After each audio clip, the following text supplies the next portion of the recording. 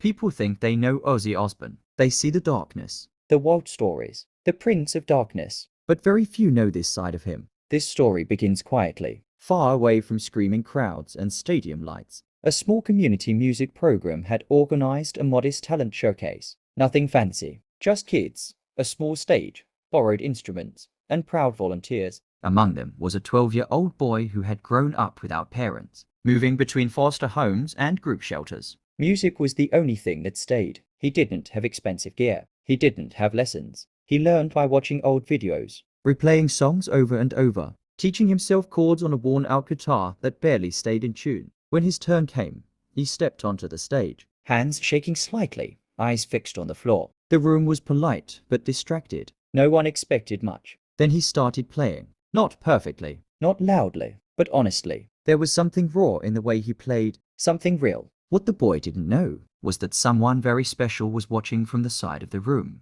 Ozzy Osbourne had been invited quietly. No announcement, no spotlight. He didn't want attention. He just wanted to listen. As the final note faded, the room applauded gently. Then Ozzy stood up. The room froze. He walked slowly toward the stage, the way only Ozzy does, calm and hurried, eyes locked on the kid. The boy looked confused, maybe even scared. Ozzy leaned in and said softly, "Where did you learn to play like that?" The boy shrugged. "On my own," Ozzy nodded. Then he did something no one expected. He took the guitar from the boy's hands, tuned it properly, and handed it back. "Play it again," he said. This time, Ozzy stood beside him, not performing, not stealing the moment, just standing there, supporting him. The boy played again, and this time, people really listened. When it ended, Ozzy put a hand on the kid's shoulder and said words that would stay with him forever. Don't let anyone tell you that you don't belong. Music doesn't care where you come from. Later that day, Ozzy arranged professional lessons, better equipment, and continued support through the program quietly,